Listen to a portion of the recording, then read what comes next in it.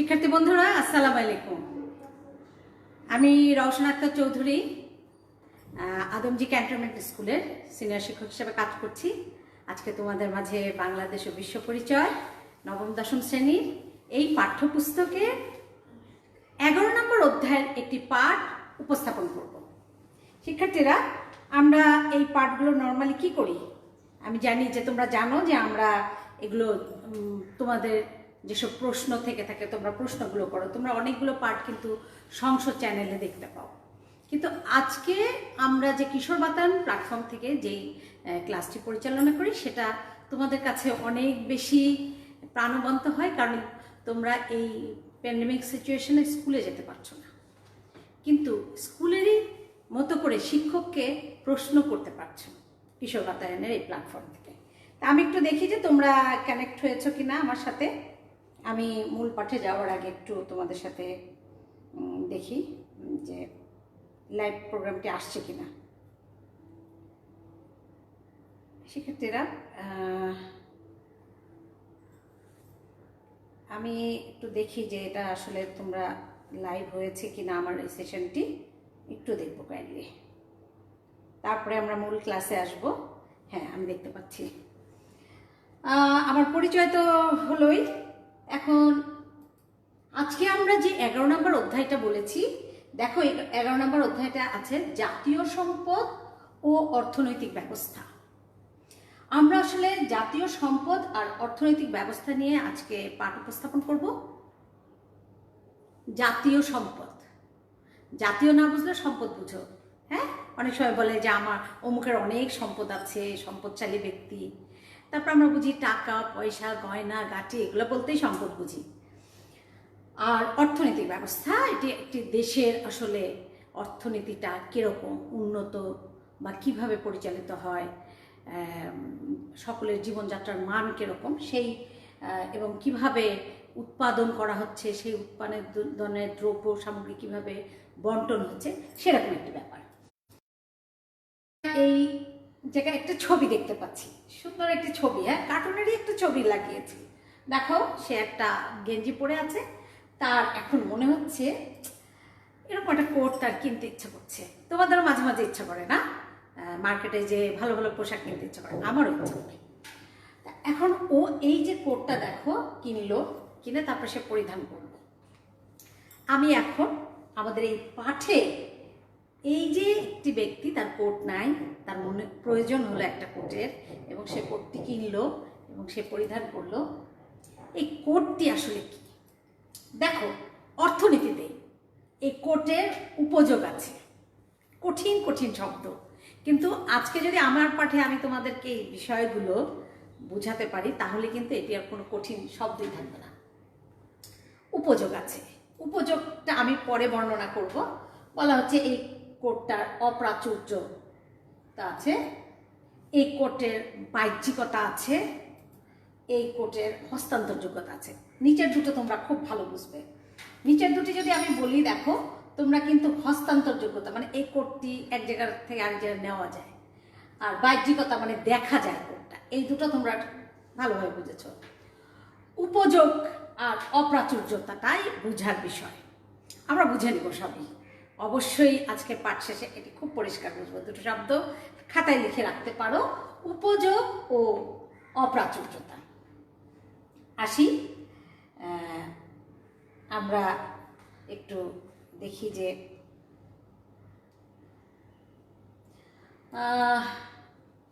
বলা হচ্ছে এই চারটা জিনিস যদি থাকে সেটা সম্পদ।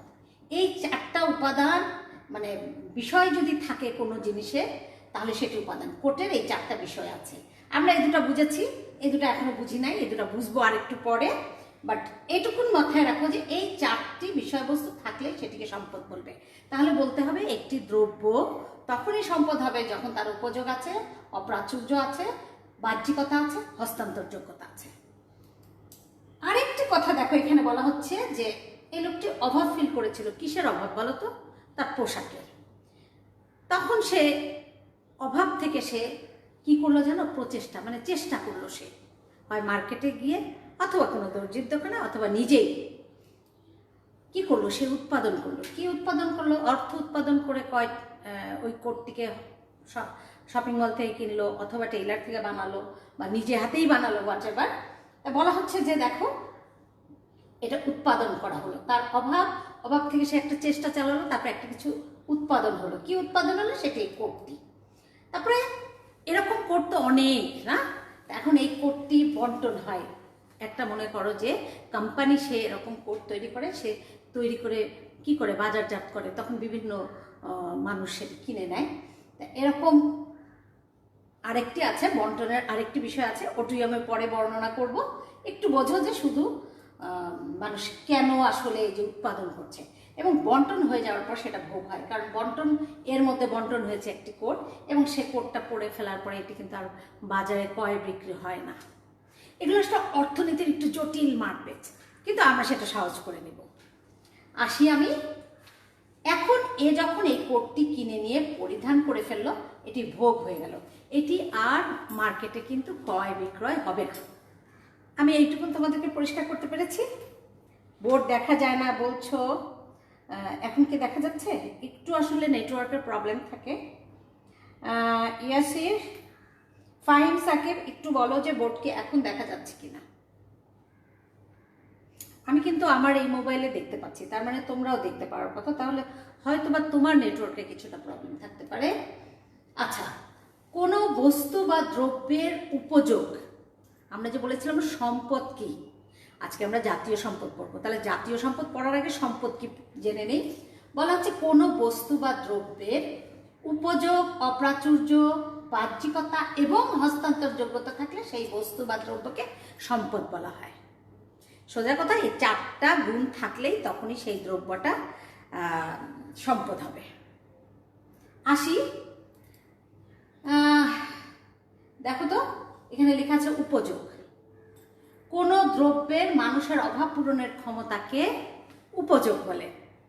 কোনো দ্রব্যের মানুষের অভাব পূরণের ক্ষমতা, তার মানে কি মনে পড়েছে? ওই ব্যক্তিটি তার কোটের অভাব বোধ করছিল, এবং সেই থেকে সে কোট কিনলো। হ্যাঁ, তাহলে কোনো দ্রব্যের, তাহলে কোটটির কি আছে? মানুষের অভাব পূরণের ক্ষমতা। কি অভাব? পোশাকের অভাব পূরণ করছে, তাহলে কোটের উপযোগ আছে। তাহলে আমরা বুঝেছি তখনই উপযোগ হবে যখন একটি দ্রব্য মানুষের অভাব পূরণ করতে পারবে। অপ্রাচুর্য কি? আসি সেকেন্ডটি, বলা হচ্ছে কোনো দ্রব্য বা সেবার চাহিদার তুলনায় যোগান বা সরবরাহের পরিমাণ কম হলে। শিক্ষার্থীরা খেয়াল করে দেখো, কোটটি কি মন চাইলে আলাদিনের চেরাকার মতো চাইলেই তোমার কাছে চলে আসবে? না তো, এত পরিমাণে নাই। ওটা কিনতে হলে, ওটা তৈরি করতে হলে তোমার পয়সা লাগবে, অর্থ লাগবে, ওটা কেনার জন্য অর্থ লাগবে। কিন্তু একটা জিনিস খেয়াল করো, আমরা যে বাতাস থেকে অক্সিজেন নেই, টেনে অক্সিজেন নিয়ে নিলাম, এটির কিন্তু তোমার শেষ হচ্ছে না, এটা কিনতে কিন্তু পয়সা লাগছে না। তাহলে বলছে যে এই যে বাতাসে অক্সিজেন, এটি কিন্তু চাহিদার তুলনায় কি যোগান বেশি, এই জন্য এখানে ক্রয় বিক্রয় অর্থের সাথে সম্পর্কিত হয় নাই। কিন্তু কোটটি কিন্তু চাহিদার তুলনায় কম, যোগান কম, মানে সরবরাহ কম, সেই জন্য হয়েছে কি এটির হলো অপ্রাচুর্য। এই জন্য কোটটি অপ্রাচুর্য, আর বাতাস যে আছে আমাদের চারপাশে সেটি অপ্রাচুর্য না। বাহ্যিকতা, এটা যে দ্রব্য বা সেবা দেখা যায় বাহ্যিক সেটি। তারপর বলা হচ্ছে হস্তান্তরযোগ্যতা। হস্তান্তরযোগ্যতা হলো সেই ব্যাপারটি একজনের হাত থেকে আরেকজনের হাতে হস্তান্তর করা যায়, বা এক অবস্থা থেকে আরেক অবস্থায় নেওয়া যায়, সোজা কথা। আমরা দেখি যে অর্থনৈতিক কার্যাবলী সম্পাদনের বিভিন্ন পর্যায়। আসলে অর্থনীতিতে যে কার্যাবলীটা কি জানো? মূলত উৎপাদন। অর্থনীতির এই যে কার্যাবলী, এটি সম্পাদন করা হয় কয়েকটি পর্যায়ের ভিতর দিয়ে গিয়ে। আমরা দেখছি যে অভাব, ওই ব্যক্তি অভাব ফিল করেছিল, তারপরে সে প্রচেষ্টা চালিয়েছিল, তারপরে ব্যক্তিটি কোট উৎপাদন করেছিল, তারপরে কোটটি বন্টন হয়ে গেছে অনেকের মধ্যে, তারপরে সেটি ভোগ হয়েছে, ফাইনালি বাজার থেকে কিনে এসে ভোগ হয়েছে, আর এটি বাজারে কেনা বেচা হবে না কোটটি। তাহলে আমরা দেখি অভাব কি। অভাব বলা হচ্ছে কোনো বস্তু বা সেবা পাবার ইচ্ছা বা আকাঙ্ক্ষাকে অভাব বলে। আজকে আমি যে এই যে পাঠে যে এই শব্দগুলো বলছি, এগুলো কিন্তু তোমাদের জ্ঞানমূলক প্রশ্ন, বহু নির্বাচনী প্রশ্নে এই শব্দগুলো কিন্তু আসবে। অতএব আজকের পাঠে তোমরা এই ভিডিওটি আবার কিশোর বাতায়নে লগ ইন করে দেখবে এবং এই ছোটোখাটো উত্তরগুলো কিন্তু খাতায় একদম পরিষ্কারভাবে লিখে ফেলবে।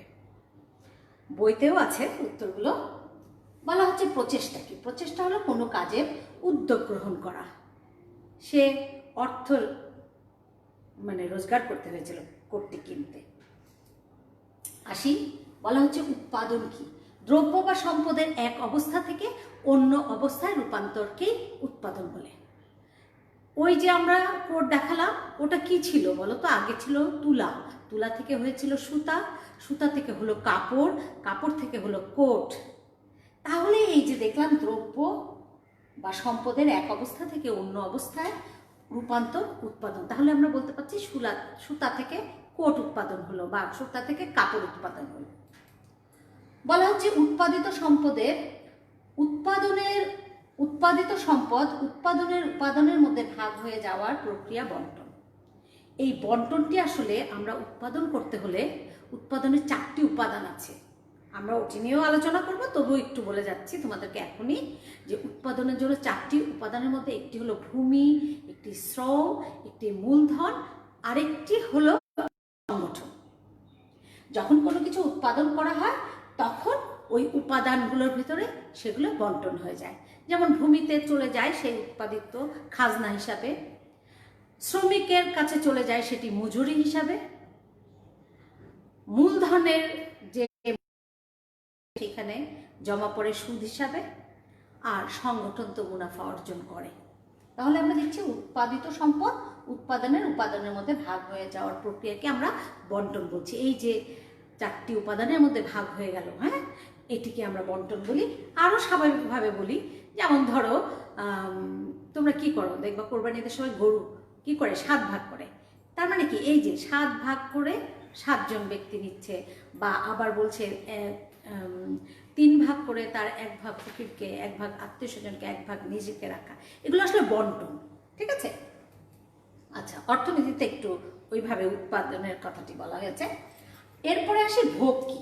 অভাব পূরণের জন্য কোনো দ্রব্যের উপযোগিতা ব্যবহার করার প্রক্রিয়াকে ভোগ বলে। তাহলে অভাব পূরণ করার জন্য আমরা যখন একটি দ্রব্য কিনে নিয়ে এসে ব্যবহার করছি, ওই দ্রব্যটির উপযোগ আছে, ওই দ্রব্যটি অভাব পূরণের ক্ষমতা রাখে, তখন সেই প্রক্রিয়াটিকে বলা হয় ভোগ। এই যে অভাব, প্রচেষ্টা, উৎপাদন, বন্টন, ভোগ, এগুলো কিন্তু সুন্দর করে পরিষ্কার নলেজ গ্যাদার করতে হবে এই ব্যাপারে, এবং সংজ্ঞাটিকে ভালোভাবে আয়ত্ত করতে চেষ্টা করবে। আমি সম্পদের শ্রেণী বিভাগ এই অধ্যায়ে আছে। সম্পদ অনেক রকমের, ব্যক্তিগত আছে, একান্ত ব্যক্তিগত, সমষ্টিগত, জাতীয় এবং আন্তর্জাতিক। আজকে আমাদের পাঠ্যের বিষয় ছিল জাতীয় সম্পদ।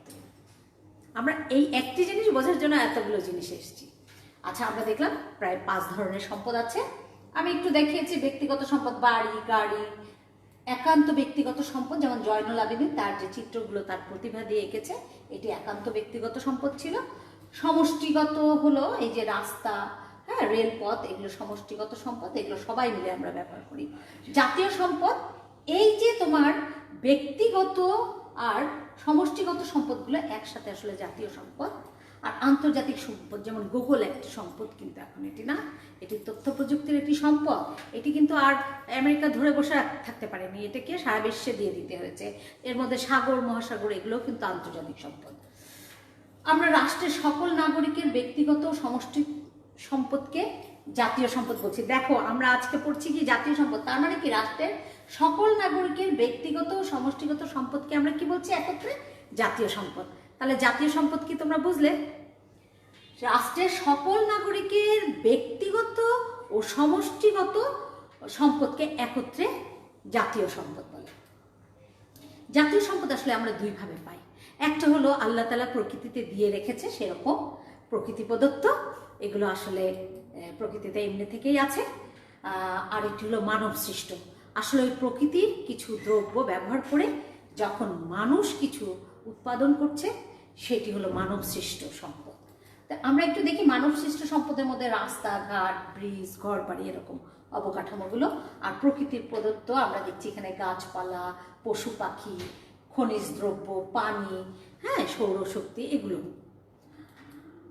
বলা হচ্ছে জাতীয় সম্পদ সংরক্ষণ ও অপচয় রোধ করণীয়। জাতীয় সম্পদ আমাদেরকে সংরক্ষণ করতে হবে এবং অপচয় রোধ করতে হবে। দেখি আমি অনেকক্ষণ পড়ালাম ম্যাম, অনেক ভালো লাগছে, থ্যাংক ইউ ইয়াসির আরাফাত। আমরা আসলে জাতীয় সম্পদ ও সংরক্ষণ অপচয় রোধ করণীয় মধ্যে তোমাদের 9-10-এর শিক্ষার্থীদেরকে আমার মনে হয় বেশি কিছু বলতে হবে না। শুধু যদি বলি, তোমার যদি বিবেক বিবেচনা এবং তোমার শিক্ষাকে যদি তুমি প্রয়োগ করো, দেখবে তুমি এই কর্তব্য জায়গায় কাজটি করতে পারবে।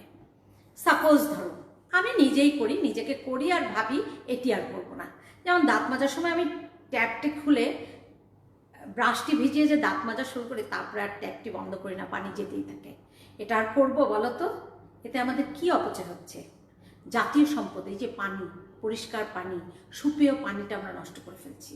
ব্যবহারযোগ্য পানিকে আমরা কি করছি? নষ্ট করছি। আমরা অপচয় করব না, আমরা এগুলোকে সংরক্ষণ করব, তাহলে আমাদের দেশের উন্নতি হবে, জাতীয় সম্পদ সমৃদ্ধশালী হবে। তো সেইখান থেকে দেখো বলা অনেকগুলো ইনস্ট্রাকশন তোমাদের বইতে আছে, আমি সেগুলো কিছুটা লিখে রেখেছি। তোমরা 5টা তথ্য খুব ভালো করে লিখে মুখস্থ করবে, কারণ প্রশ্নে কিন্তু এই কথাটি আসতে পারে। তাহলে আমরা এই 5টি তথ্য কিন্তু ভালো করে বই থেকে দেখব। এখানে আর আলোচনা নাই করি, খুবই সহজ জিনিস আমাদেরকে সংরক্ষণ করতে হবে। বলা হচ্ছে, একটু আমি ছবিতে দেখিয়েছি, দেখো এনার্জি সেভিং বাল্ব ব্যবহার করে তুমি কিন্তু কারেন্টের খরচ কমাতে পারো। বলা হচ্ছে ইট ভাটায় কাঠ পোড়ানো বন্ধ করে অন্যভাবে ইট ভাটায় তুমি জ্বালানি শক্তি ব্যবহার করতে পারো। রান্না শেষে গ্যাসের চুলাটি অবশ্যই মাকে বলবে বন্ধ করতে, তুমিও চেষ্টা করবে মাঝে মাঝে কাজটি করতে। পানি অপচয় রোধের কথা তো বলেছি। এখন আসি, আমি বলেছিলাম উৎপাদনের 4টি উপাদান আছে। উৎপাদন মানে সোজা কথা, আমি একটা মনে করো যে কিছু একটা উৎপাদন করবো, কি ভাবা যায় বলো তো দেখি? কেউ একজন সহজ করে বলো, একটা উৎপাদিত দ্রব্যের নাম বলবে। একটু ঝাপসা দেখা যাচ্ছে লেখাগুলো, রাইট? একটু নেটওয়ার্কের ঝামেলার জন্য এটি হয়। আমরা একটু উৎপাদনের, এখানে দেখো লেখা আছে ভূমি, শ্রম, তারপর লেখা আছে মূলধন, তারপর লেখা আছে সংগঠন। আমি একটু যদি কাইন্ডলি তোমাদেরকে বলি যে এগুলা উৎপাদনের উপাদান, এই যে ভূমি, শ্রম, মূলধন, সংগঠন, এগুলো যে কোনো কিছু উৎপাদন। একটা দ্রব্য বলো তো দেখি? খাতা উৎপাদন, রাইট? খাতা উৎপাদন করতে হলে পেপার লাগে। তাহলে পেপার যে লাগে, তোমরা একটা চিন্তা করো, পেপারটা তৈরি করতে একটা কারখানাটা কি একটা ভূমির উপর স্থাপন করতে হবে না? এক্স্যাক্টলি। যেমন চেয়ার বলেছো, ভেরি গুড, চেয়ার তৈরি করতে কাঠ লাগে, তাহলে ওই কাঠটি আসে গাছ থেকে। গাছটি কিসের উপর লাগানো থাকে? ভূমির উপরে। তাহলে আমরা ভূমি পেয়ে গেলাম, একটি উৎপাদনের উপাদান। দ্বিতীয়টি পাচ্ছি শ্রম। এই যে তুমি বলেছো কাঠ বা শার্ট, এগুলো তৈরি করে কোনো না কোনো শ্রমিক। চেয়ার তৈরি করে কোনো না কোনো শ্রমিক। খাতা তৈরি, এই খাতা উৎপাদন করে কোনো না কোনো শ্রমিক তার শ্রম দেয়। তাহলে আমরা পেলাম শ্রম। আর এই যে মনে করো তোমার খাতা তৈরি করতে কিন্তু কি লাগছে? যন্ত্রপাতি লাগে, তারপরে অর্থ লাগে, সেইগুলো হলো মূলধন। তারপরে দেখো, আমি যদি মনে করি চেয়ার, তুমি একটা পার্টেক্স গ্রুপ থেকে একটি চেয়ার কিনে নিয়ে আসলা, তাহলে পার্টেক্স গ্রুপ দেখো এই ভূমি, শ্রম এবং মূলধন ব্যবহার করে একটি সংগঠন, পার্টেক্স গ্রুপ একটি সংগঠন, সে উৎপাদনের একটি কি উপাদান। তাহলে আমরা দেখলাম আসলে উৎপাদনের 4টি উপাদান, একটি ভূমি, শ্রম, মূলধন এবং সংগঠন। তোমরা পারবে তো এটা? দেখি উৎপাদনের কয়টি উপাদান? 4টি উপাদান লিখতে পারো। আমি পরে কোশ্চেনটা আসি। আচ্ছা, ভূমি থেকে আমরা কি পাই? ভূমি থেকে আসলে কি আয় করে রাষ্ট্র? ভূমি থেকে দেখবা খাজনা। তোমার বাবাকে জিজ্ঞেস করো, বাবা আমাদের যে জমি আছে বা দেশের বাড়িতে হোক, ঢাকায় হোক বা নিজে যেখানে থাকো সেখানে, সেগুলোর এগেনস্টে সরকারকে কি দিতে হয়? খাজনা। তারপরে একটু লেখাটা অস্পষ্ট, বাট আমার বর্ণনাটায় তোমরা হয়তো বা কিছুটা ধরতে পারবে। শ্রম, শ্রম, কেউ যদি শ্রম দেয় তাকে কিন্তু পারিশ্রমিক দিতে হয়, সেটা কিন্তু মজুরি। হ্যাঁ, তারপরে মূলধন থেকে, মূলধন সেটা আসবে, বা যন্ত্রপাতি ব্যবহার করে আমরা কি করি? হ্যাঁ, অর্থ রোজগার করছি। তাহলে এটা আসলে সুদ হিসাবে বলা হচ্ছে। সুদ আসলে কিছুই না, টাকা, যন্ত্রপাতি, এগুলো মূলধন। সংগঠন, সংগঠন কি করে? আফতাব কোম্পানি এতগুলো জিনিসের খরচ টরচ করে তার দেখবা বছর শেষে একটা কি থাকবে? লাভ থাকবে, সেটি হলো মুনাফা। সংগঠনরা মুনাফা অর্জন করে। তা আপকা ফার্নিচারের কথা বলেছি এখানে আমি। এই যে কোম্পানিটি এই যে এই তিনটাকে ব্যবহার করে উৎপাদন করছে, এদেরকে সংগঠনও বলা হয় বা উদ্যোক্তাও বলা, সংগঠক বলা হয় বা উদ্যোক্তা বলা হয়। ইংলিশে কি বলা হয়? এন্টারপ্রেনারশিপ না? তোমরা উদ্যোক্তা হতে চেষ্টা করবে, শুধু চাকরির আশায় মন মানসিকতা নিয়ে ডেভেলপ করবে না নিজেদেরকে। আচ্ছা, আমরা আসি যে অর্থনৈতিক ব্যবস্থা। আজকে আমাদের প্রথম পার্টটি শেষ, যে জাতীয় সম্পদ কি, জাতীয় সম্পদের সংরক্ষণ। এখন আমরা আসবো অর্থনৈতিক ব্যবস্থা। শিক্ষার্থীরা, অর্থনৈতিক ব্যবস্থা কি? এটাকে ইংলিশে বলা হয় ইকোনমিক সিস্টেম। আসলে যে ব্যবস্থা বা কাঠামোতে উৎপাদনের উপাদান সমূহের মালিকানা নির্ধারণ করা হয় এবং উৎপাদন প্রক্রিয়া এবং উৎপাদিত সম্পদের বন্টন ও ভোগ প্রক্রিয়া সম্পাদিত হয়, তাকে অর্থনৈতিক ব্যবস্থা বলা হয়। এত কঠিন মনে করার কিছু নাই, একটু শুধু মাথায় রাখবে যে যে প্রক্রিয়ায় উপাদানের মালিক নির্ধারণ করা হয় আর যে প্রক্রিয়ায় উৎপাদিত দ্রব্য বন্টন ও ভোগ প্রক্রিয়া সম্পন্ন করা হয়, সেটাই হলো ইকোনমিক সিস্টেম বা অর্থনৈতিক ব্যবস্থা। তাহলে আমরা দেখছি অর্থনৈতিক ব্যবস্থাটা আসলে একটা দেশের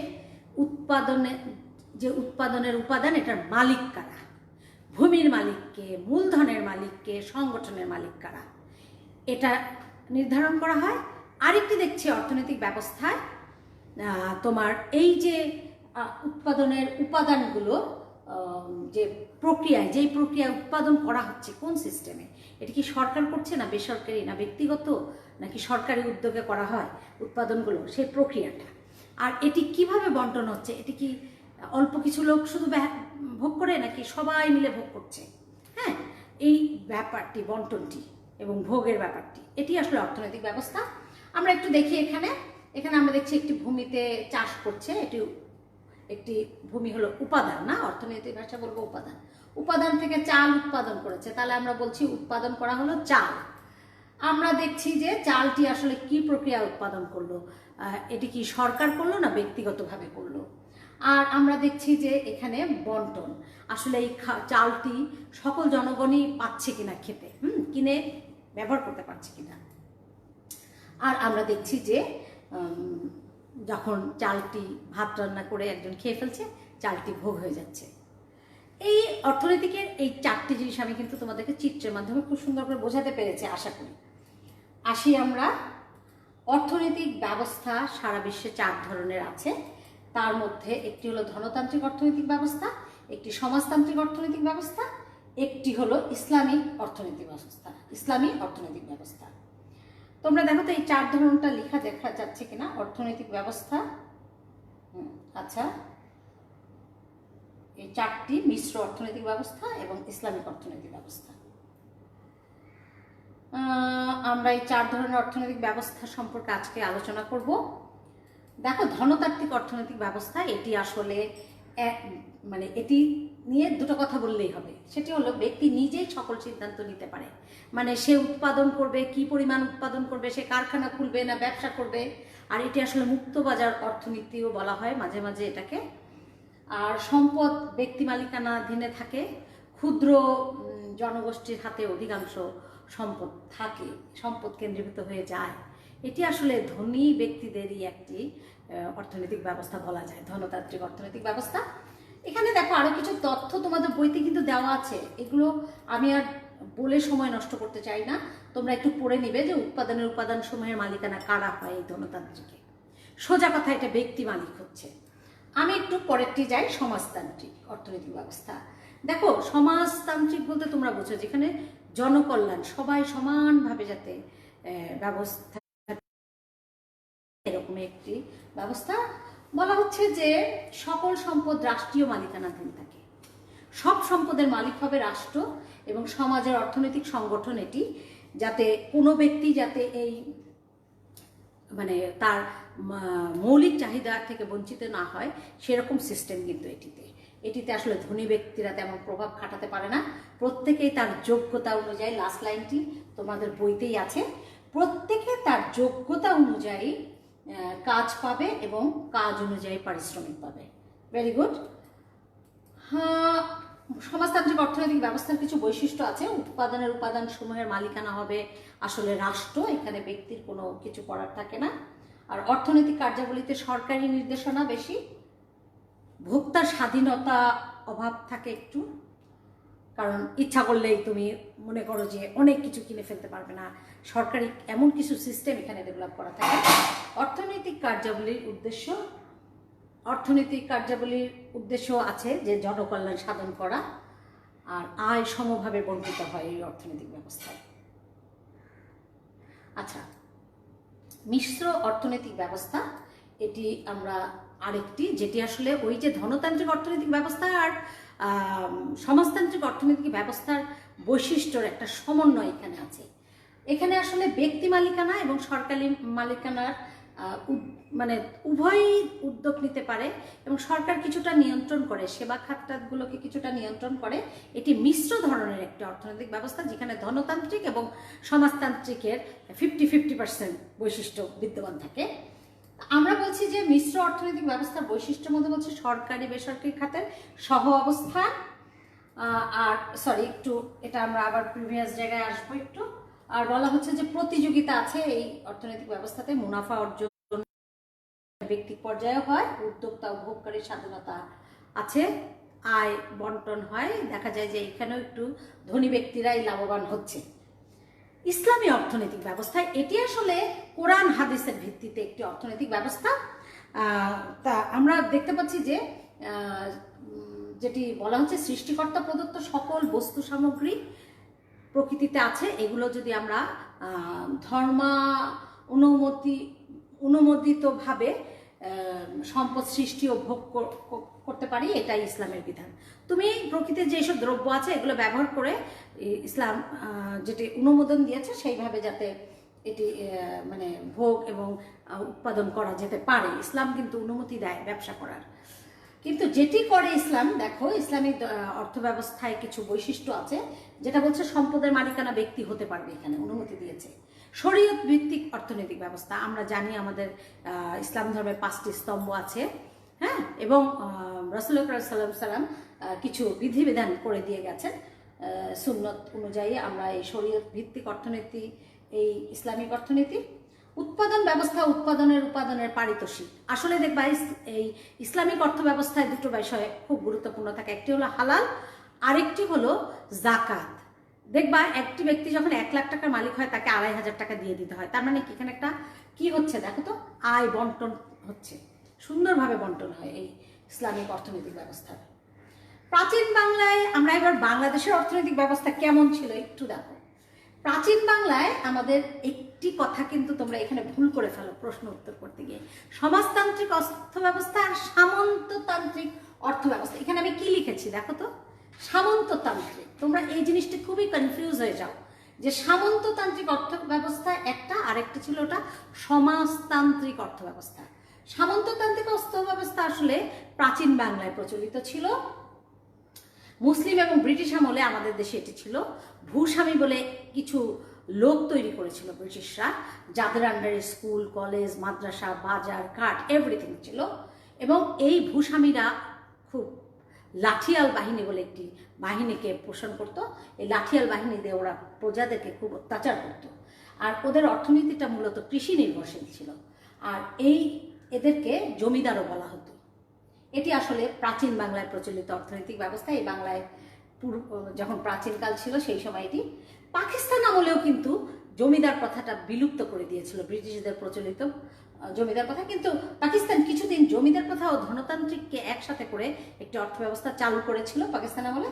বাংলাদেশে এখানে শেষ দিকে ধনতান্ত্রিক অর্থনৈতিক ব্যবস্থার প্রাধান্য পেয়ে যায় এবং ক্ষুদ্র অংশের হাতে মূলধন চলে যেতে শুরু করে, যারই ফলশ্রুতিতে কিন্তু এই যে আদমজি জুট মিল, তারপরে পাকিস্তানিরা কিন্তু অনেক বড় বড় কারখানা করেছিল বাংলাদেশে, এবং তার কিয়দাংশ তারা নিজেরা মূলধনটা নিয়ে চলে যেত, মুনাফাটা নিয়ে চলে যেত।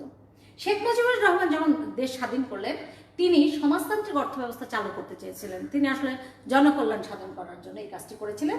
আর এখানে যে ফ্যাক্টরি ছিল এই পূর্ব বাংলায়, সেগুলোর মোস্টলি মালিক যেহেতু পাকিস্তানিরা ছিলেন, পশ্চিম পাকিস্তানিরা, যুদ্ধের পরে তারা দেশ ছেড়ে চলে যায়। ফলে ওই অবাঙালি দেশ ত্যাগ করায় তাদের যে কারখানাগুলো ছিল ওগুলো মানে মুখ থুবড়ে পড়ে। তখন রাষ্ট্রীয় মালিকানায় সেগুলো নিয়ে আসা হয়।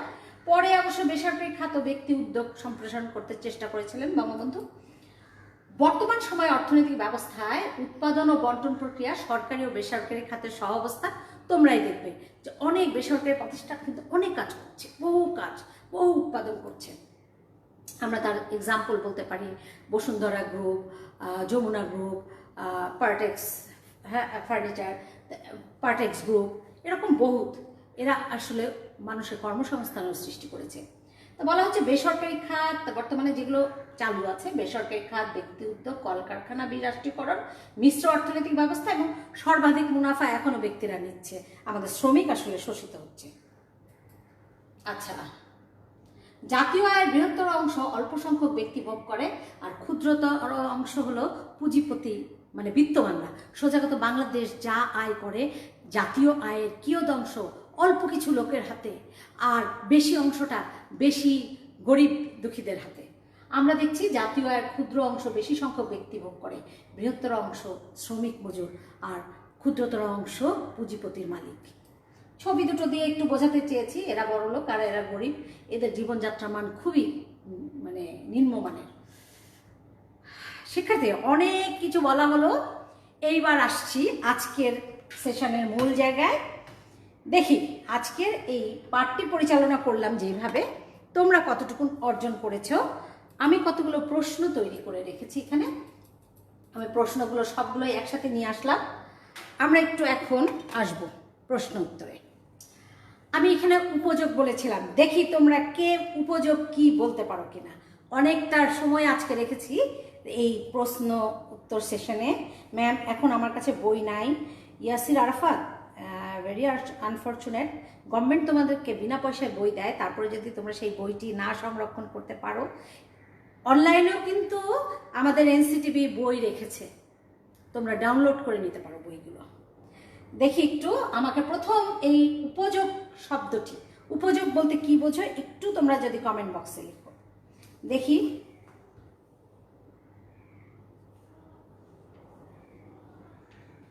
আমরা একটু দেখব প্লিজ। উপযোগ এটি তোমরা একটু আমাকে প্লিজ কমেন্ট বক্সে লিখবে। উপযোগ, একটু নেটওয়ার্কের প্রবলেম আছে, সরি এই জন্য আমি যে আচ্ছা উপযোগ, উপযোগ আমার কথা তো নিশ্চয়ই শুনতে পাচ্ছ। উপযোগ কি? অভাব পূরণ, কোনো দ্রব্যের অভাব পূরণের ক্ষমতা। Raisul Hasan, thank you Raisul Hasan. কোনো দ্রব্যের, হ্যাঁ, মানুষের অভাব পূরণের ক্ষমতা।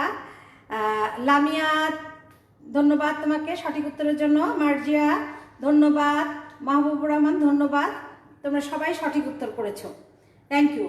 এরপরে আছে দেখো অপ্রাচুর্য। অপ্রাচুর্যতা একটু প্লিজ এটা বলতে কি বুঝো? অপ্রাচুর্য, থ্যাংক ইউ বিক্রম দেব। কোনো দ্রব্যের অভাব পূরণের ক্ষমতা হলো উপযোগ। আমরা একটু এবার অপ্রাচুর্যে আসি। অপ্রাচুর্যতা বলতে কি বুঝো একটু প্লিজ যদি লিখো কেউ কমেন্ট বক্সে। কোনো আচ্ছা, থ্যাংক ইউ জাহিনুর আগের প্রশ্নটি। আচ্ছা, কোনো দ্রব্যের অভাব পূরণের ক্ষমতা এটা বলেছো। এবার একটু আমরা অপ্রাচুর্যতায় আসি, প্লিজ অপ্রাচুর্যতা নিয়ে উত্তর করবে। প্রথমটি আমি নাসরিন আক্তার ধন্যবাদ, নাসিম কামরুন ধন্যবাদ। আচ্ছা, সোহায়েব বলেছ চাহিদার তুলনায় কম যোগান থাকলে সেটিকে আমরা বলবো হলো অপ্রাচুর্যতা, ধন্যবাদ। কোনো বস্তুর অভাব, আচ্ছা চাহিদার তুলনায় লোভা, তোমাকে ধন্যবাদ। লামিয়া ধন্যবাদ। এরপরে আসি উৎপাদন বলতে কি বুঝি। উৎপাদন, উৎপাদন বলতে কি বুঝি দেখি। উৎপাদন বলতে কি বুঝি আমি বলেছিলাম কিন্তু পাঠে। একটুখানি সমর দাস, তোমরা সঠিক উত্তর করেছো। সিয়াম ধন্যবাদ সঠিক উত্তর করার জন্য। আমরা এবার একটু উৎপাদন কাকে বলে সেটি লিখব। উৎপাদন কাকে বলে? রাইসুল, মার্জিয়া, লামিয়া তোমাদেরকে ধন্যবাদ। আচ্ছা, উৎপাদন কাকে বলে একটু বলতে হবে। বিক্রম ধন্যবাদ, আমিনুল ধন্যবাদ তোমাদেরকে। তোমরা একটু উৎপাদন কাকে বলে সেই প্রশ্নটির উত্তর করবে। আমি এখনো দেখতে পাচ্ছি না, হয়তো বা তোমরা করেছো উত্তরটি। উৎপাদন কাকে বলে? তৈরি করা, হ্যাঁ তৈরি করা, রূপান্তর। আচ্ছা, আশরাফ সঠিক উত্তর করেছো। উৎপাদন হলো সম্পদের রূপান্তর, সম্পদের এক অবস্থা থেকে আরেক অবস্থায় রূপান্তর করা। যেমন ধরো আমি বলি যে খনিজ, এই যে গ্যাস কিন্তু মাটির নিচে থাকে। তুমি যখন মাটির থেকে নিয়ে এসে যে লাইনে দিচ্ছ এবং একজন রান্না করছে, তার মানে তুমি গ্যাস উৎপাদন করলা। গ্যাস মাটির নিচে ছিল, এটার আরেকটি রূপরেখায় নিয়ে আসলা, তাই তো? তাহলে সেগুলো উৎপাদন আচ্ছা, আমি একটু উৎপাদন নিয়ে দেখি তোমরা আরও নতুন করে সম্পদের। আচ্ছা, থ্যাংক ইউ সমীর। তুমি বলেছো দ্রব্য বা সম্পদ এক অবস্থা থেকে অন্য অবস্থায় রূপান্তর হওয়াকে উৎপাদন বলে। অভাব কাকে বলে একটু লিখতে হবে। দেখি এবার আমরা কিন্তু মানে পরবর্তীটাই চলে যাব। অভাব বলতে কি বুঝো? অভাব বলতে কি বুঝো? ফাইম ধন্যবাদ, নাসিম ধন্যবাদ তোমাদেরকে। সোয়েব, কোনো কিছু তৈরি বা সৃষ্টি করা যার উপযোগ আছে, ভেরি গুড। এখন তোমরা একটু অভাবের প্রশ্নটা দিবে। অভাব কাকে বলে এটিও আমি বর্ণনা করেছিলাম। অভাব কাকে বলে এই উত্তরটি একটু করবে। সঠিক উত্তরটি কি হবে দেখি।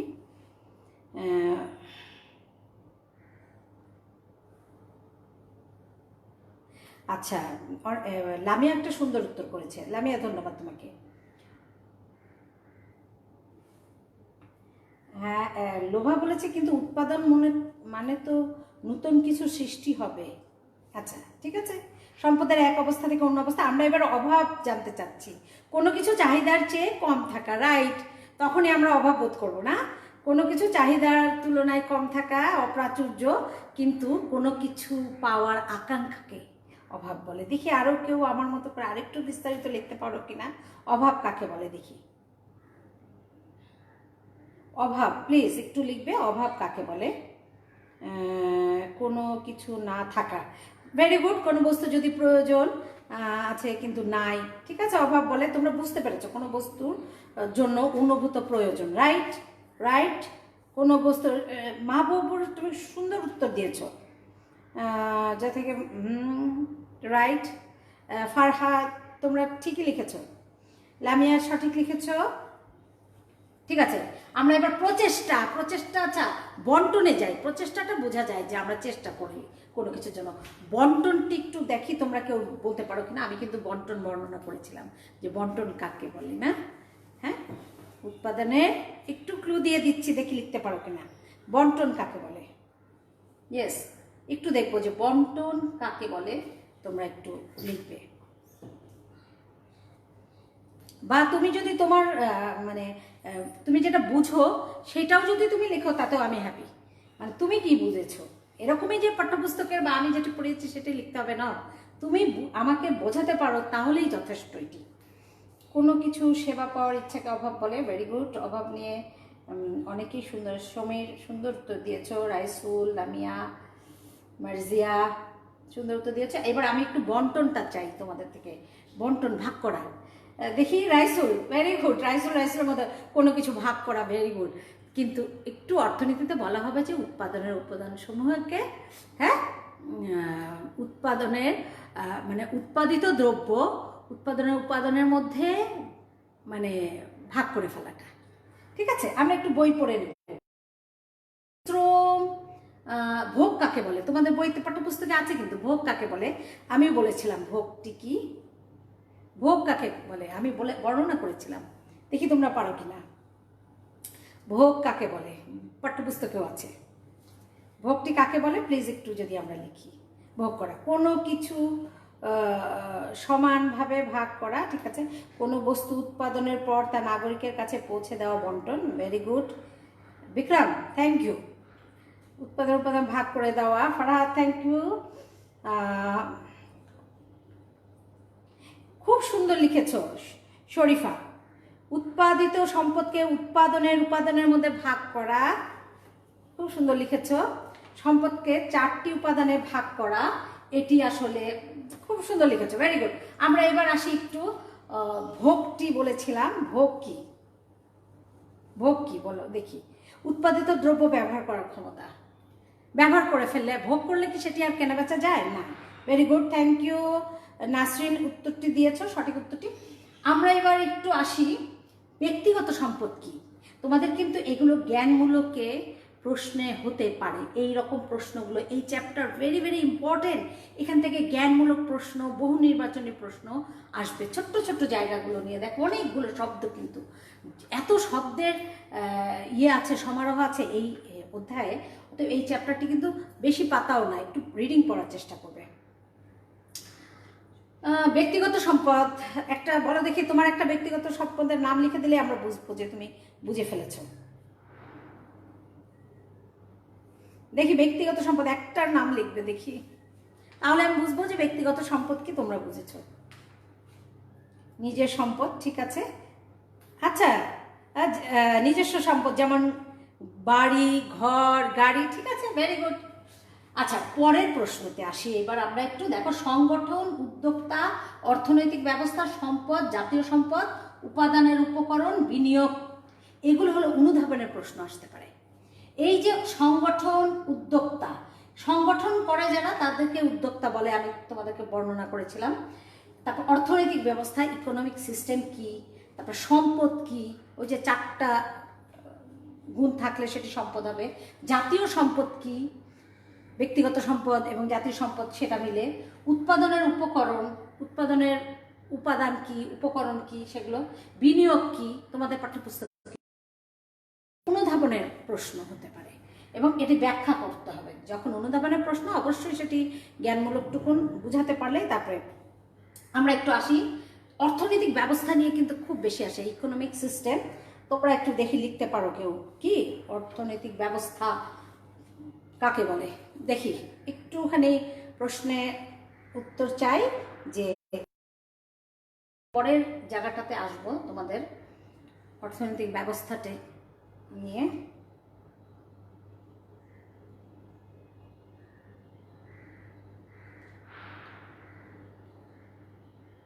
আমার একটু নেটওয়ার্কের প্রবলেম হচ্ছে, সরি, এই জন্য লেখাটি অস্পষ্ট।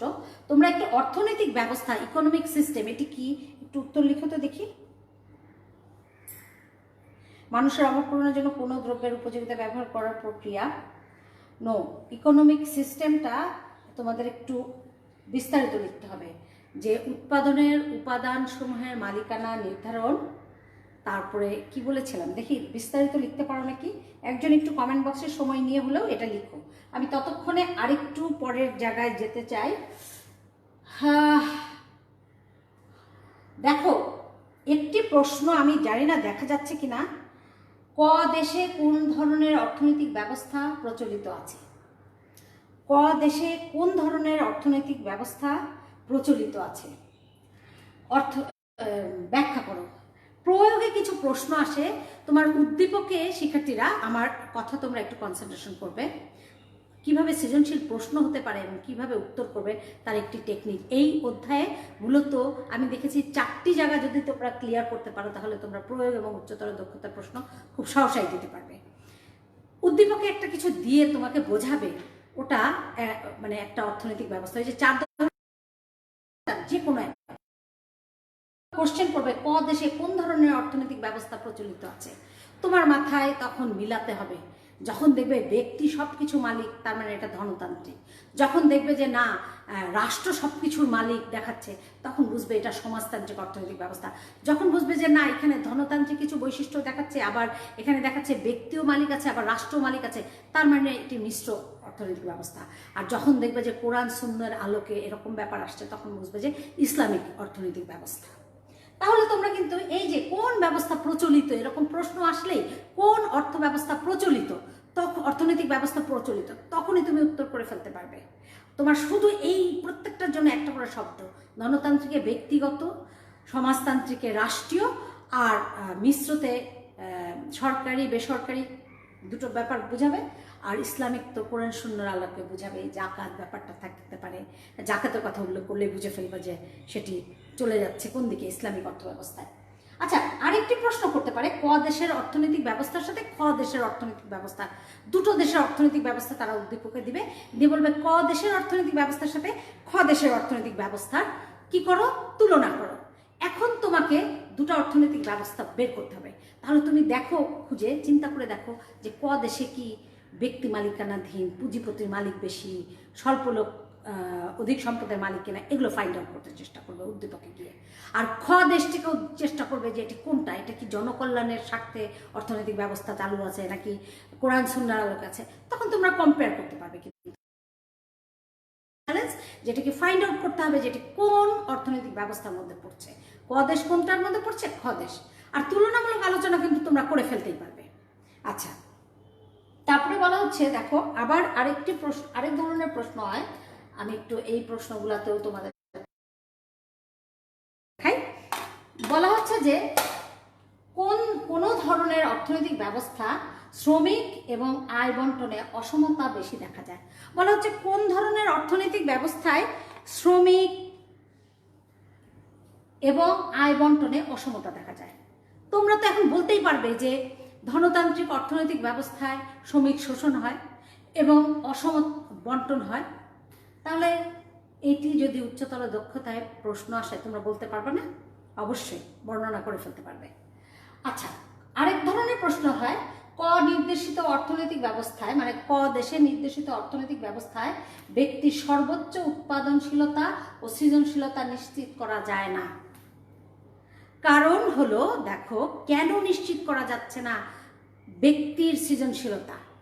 তাহলে বলো দেখি তোমরা উত্তর করতে পারো কিনা। আমি যে ক্লুটি দিতে চেয়েছি যে এমন একটি অর্থনৈতিক ব্যবস্থা যেখানে ব্যক্তির সর্বোচ্চ উৎপাদনশীলতা ও সৃজনশীলতা নিশ্চিত করা যায় না, বলো দেখি এটার উত্তর কি হবে। একটু আমি দেখবো তোমাদের কাছে এই উত্তরটি চাইবো, তাহলে বুঝবো আজকের আমার এই পাঠ উপস্থাপন সফল ছিল। কোন অর্থনৈতিক ব্যবস্থায় একটা ব্যক্তির সর্বোচ্চ উৎপাদনশীলতা ও সৃজনশীলতা নিশ্চিত করতে পারে না? সবগুলো অর্থনৈতিক ব্যবস্থার কিন্তু পজিটিভ নেগেটিভ দুই দিকই আছে। আমি এটির উত্তর চাই যে কোন অর্থনৈতিক ব্যবস্থায় ব্যক্তির সর্বোচ্চ উৎপাদনশীলতা ও সৃজনশীলতা নিশ্চিত করা যায় না। আশরাফ উত্তর করেছে সমাজতান্ত্রিক। আশরাফ, কেন সমাজতান্ত্রিক তুমি বোঝাতে পারবে আরেকটি লাইনে? কারণ ম্যাক্সিমাম ধনতান্ত্রিক বলছো, কিন্তু আশরাফ বলেছে সমাজতান্ত্রিক। আমি একটু, কেন একজন একটু বক্সে দিবে যে কেন তোমার সমাজতান্ত্রিক মনে হলো, আর আরেকজন একটু বক্সে দিবে যে কেন তোমার ধনতান্ত্রিক মনে হলো। যারা ধনতান্ত্রিক মনে করলে কি যুক্তিতে মনে করলে বলো, আর যারা সমাজতান্ত্রিক মনে করলে তারা সমাজতান্ত্রিক কি যুক্তিতে মনে করলে? আজকের এই পাঠের ভিতর দিয়ে তোমরা পরিষ্কার করবে। আজকে দেখো যারা ভুল উত্তর দিয়েছে তারাও সঠিকটা জেনে যাবে। একটু কমেন্ট বক্সে লিখবে কেন তোমার সমাজতান্ত্রিক মনে হয়েছে। সম্ভবত কে দিয়েছিলে সমাজতান্ত্রিক? আশরাফ একাই তুমি দিয়েছো। তুমি একটু কমেন্ট বক্সে আমাকে নিশ্চিত করবে যে সমাজতান্ত্রিক তোমার কেন মনে হলো। সিয়ামও সমাজতান্ত্রিক বলেছো, আর যারা ধনতান্ত্রিক বলেছে কেন, একটা লাইনে যদি বলো একটু কাইন্ডলি। অবশ্যই এটা সমাজতান্ত্রিক। ঠিক আছে, আমি স্বীকার করে নিলাম। ফাইন, তুমি, তারপরে নীল, তারপরে শরীফা, তোমরা সঠিক উত্তর দিয়েছো। কিন্তু একটু বলো, তোমাদের বন্ধুদেরকে শেয়ার করো যে কেন তোমার এটা সমাজতান্ত্রিক মনে হলো। কারণ এখানে দেশের কথা উল্লেখ আছে, তাই এটা ধনতান্ত্রিক।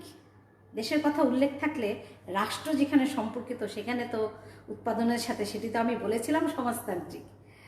তাহলে তোমার উত্তর দিয়েই তুমি ভুল প্রমাণ করে দিলে। আচ্ছা ম্যাম, আশা বলেছে ম্যাম ধনতান্ত্রিকে নিজের ট্যালেন্ট দিয়ে নিজেই মানে কিছু কি করা যায়, প্রতিষ্ঠান প্রস্তুত করা যায়। থ্যাংক ইউ আশা, এইবার আমরা সঠিক জিনিসটি বুঝলাম। সমাজতান্ত্রিকে তোমার তেমন কিছু করার থাকে না, তোমার মাথায় একটা চিন্তা আসলো তুমি এটা করতে পারবে, ইনভেন্ট করবে, বাট সরকার তোমাকে এটি করতে কিন্তু একটা চাপ সৃষ্টি করে রাখবে। তুমি সৃজনশীলভাবে উন্মুক্তভাবে উৎপাদনশীলতায় চলে যেতে পারবে না, তোমার সৃজনশীলতাকে পরিস্ফুটিত করতে পারবে না। থ্যাংক ইউ সবাইকে। তার মানে কি, আমরা কিন্তু আমাদের ভুল উত্তর দিয়েও এখন বুঝলাম যে আমার ভুল ছিল, সঠিকটি কোনটি হবে। আমরা আরেকটি প্রশ্ন আসবো, উদ্দীপকে কোন ধরনের সম্পদের কথা বলা হয়েছে। আচ্ছা, একটা প্রশ্ন হতে পারে, তোমাদের উদ্দীপকে হয়তো কিছু সম্পদকে দেখাবে, দেখে বলবে যে ওটি কোন ধরনের সম্পদ, সেটি তোমাকে, ওই যে আমি যে সম্পদের শ্রেণী বিভাগ পড়েছি, ওটি কি জাতীয় সম্পদ না ব্যক্তিগত সম্পদ নাকি আন্তর্জাতিক সম্পদ, এরকম তোমাকে ক্লাসিফিকেশনটা ফাইন্ড আউট করতে হবে। আজকে তোমাদেরকে আমি একটা জায়গায় একটু নিশ্চিত করতে হবে।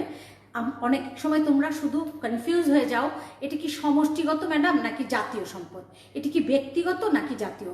কারণ ব্যক্তিগত এবং জাতীয় সম্পদ দুটা মিলে তো আবার, সরি, ব্যক্তিগত আর সমষ্টিগত সম্পদ মিলে তো আবার ওটা জাতীয় সম্পদ। তো তোমরা এখানে খুব কনফিউজ হও না, দেখি বলো তো কনফিউজ হও কি না? খুবই কনফিউজ হও। এখন কিভাবে তুমি পরিষ্কার করবে যে ওটা জাতীয় সম্পদ লিখবে নাকি ব্যক্তিগত লিখবে নাকি একান্ত ব্যক্তিগত লিখবে নাকি সমষ্টিগত লিখবে, একটু আমি ক্লিয়ার করতে চাই। যদি তুমি দেখো যে একটি এলাকার কথা বলছে, তাহলে তোমাকে বুঝতে হবে যে সমষ্টিগত বোঝাচ্ছে। যদি বুঝো যে একটি দেশের কথা বলছে, জাতীয় সম্পদ।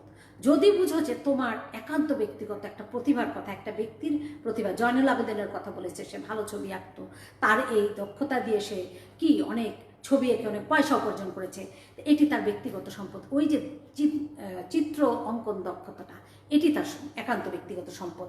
তো তোমরা এইভাবে মানে নিজেকে প্রশ্ন করবে যে কিছু কিছু দ্রব্য ধরবে যে এটা কী সম্পদ হতে পারে, সর্ট আউট করবে এবং কারেক্ট হলো কি না সেটি নিয়ে নিজেরা ডিসকাশন করতে পারো। আপনি একটু বলে দেন ম্যাডাম, কি বলে দিব বলো? প্রশ্ন তো বলতে হবে। আমি লেট ছিলাম, ক্লাসে ফার্স্টে শুনি নাই, সরি। আচ্ছা, আমি যদি বলি যে তোমাদের জাতীয় সম্পদ, যে বললাম, বুঝে ফেলতে হবে তোমাকে যে একটা জাতিকে মিন করছে কিনা, একটা ব্যক্তিকে যদি মিন করে তখন তুমি ব্যক্তিগত সম্পদ লিখে ফেলবে। যদি বুঝো যে না একটা সমাজবদ্ধ দল বা একটা জনগোষ্ঠী বোঝাচ্ছে, তখন তুমি সমষ্টিগত সম্পদ লিখবে। আর যখন বুঝবে যে না এটা ব্যক্তি বা সমষ্টি বলছে না, এটা আরো বড় একটা সার্কেল বলছে, তখন তোমাকে জাতীয় সম্পদ বলতে হবে। আচ্ছা, যে কাঠামোর, একজন বলেছো মির্জা, যে কাঠামোর আওতায় উৎপাদনের উপাদান সময়ের মালিকানা নির্ধারণ হয় এবং উৎপাদন প্রক্রিয়া উৎপাদিত সম্পদের বন্টন ভোগ প্রক্রিয়ায় সম্পাদিত হয়, তাকে অর্থনৈতিক ব্যবস্থা বলে। মার্জিয়া, ধন্যবাদ এতগুলো লেখা তোমাকে লেখার জন্য। আমরা আসি যে এরকম একটি প্রশ্ন হতে পারে যে সম্পদটি কোন সম্পদের কথা বলা হচ্ছে, সেরকম একটি। আচ্ছা, তারপর বলা হচ্ছে, দেখো আরেকটি প্রশ্ন হতে পারে, উক্ত সম্পদ সংরক্ষণ অপচয় রোধে প্রতিটি নাগরিকের দায়িত্ব কর্তব্য। শিক্ষার্থীরা, অনেকগুলো পয়েন্ট কিন্তু বইতে আছে, তুমি নিজেও ইচ্ছা করলে নিজের মতো করে এটি লিখতে পারো, কারণ এটা উচ্চতর দক্ষতার প্রশ্নে আসে যে জাতীয় সম্পদ সংরক্ষণ ও অপচয় রোধে তোমার করণীয়র জায়গায় কিন্তু তুমি তোমার সৃষ্টিশীলতা দেখাবে, সৃজনশীলতা দেখাবে। উক্ত অর্থনৈতিক ব্যবস্থার সাথে বাংলাদেশের প্রচলিত অর্থনৈতিক ব্যবস্থার ভিন্নতা বিশ্লেষণ করা। তোমাদের যদি প্রশ্ন আসে যে বাংলাদেশে কোন ধরনের অর্থনৈতিক ব্যবস্থা বিদ্যমান আছে, তোমরা একটু কনফিউজ হয়ে যাও যে ম্যাডাম এটি কি ধনতান্ত্রিক নাকি এটি মিশ্র। আমার শিক্ষার্থীরা প্রশ্নে মিশ্র অর্থনৈতিক ব্যবস্থার বৈশিষ্ট্যগুলো একটু বলেন। মিশ্র বাংলাদেশে আসলে তোমরা একদম চোখ বন্ধ করে বলবে বাংলাদেশের অর্থনৈতিক ব্যবস্থা হলো মিশ্র অর্থনৈতিক ব্যবস্থা। কিন্তু একটা কিন্তু আছে, মিশ্র অর্থনৈতিক ব্যবস্থা আমি বলেছিলাম না যে ধনতান্ত্রিক অর্থনৈতিক ব্যবস্থার বৈশিষ্ট্য এবং সমাজতান্ত্রিক অর্থনৈতিক ব্যবস্থার বৈশিষ্ট্য মিলে মিশ্র অর্থনৈতিক ব্যবস্থা। বাংলাদেশের মিশ্র অর্থনৈতিক ব্যবস্থায় ধনতান্ত্রিক অর্থনৈতিক ব্যবস্থার বৈশিষ্ট্যটা একটু বেশি, এটি হলো তোমাকে মাথায় রাখতে হবে। তাহলে যেই কথাটি আমরা লিখব, প্লিজ আমি একটু তোমাদেরকে এই লেখাটা দেখে একটু তোমাদেরকে বলছি। দেখো, একটু একটা লেখা দেখে আমি তোমাদেরকে বলি যে যেটি বলতে হবে, বর্তমানে দেশে ধনতান্ত্রিক অর্থনৈতিক ব্যবস্থার প্রাধান্য সহ মিশ্র অর্থনৈতিক ব্যবস্থা চালু আছে। বাংলাদেশের অর্থনৈতিক ব্যবস্থা বললেই তোমাকে কিন্তু এই কথাটি লিখতে হবে যে বর্তমানে বাংলাদেশে ধনতান্ত্রিক অর্থনৈতিক ব্যবস্থার প্রাধান্য সহ মিশ্র অর্থনৈতিক ব্যবস্থা চালু আছে। শিক্ষার্থীরা, অনেকক্ষণ আমার সাথে থাকার জন্য তোমাদেরকে ধন্যবাদ। আজকের মতো আমি বিদায় নিতে চাই। আবার পরবর্তীতে তোমাদের সাথে নতুন একটি পাঠ নিয়ে দেখা হবে। তারপরেও যদি তোমাদের কোনো প্রশ্ন থাকে কমেন্ট বক্সে লিখবে, আমি উত্তর দেওয়ার চেষ্টা করব। আল্লাহ হাফেজ।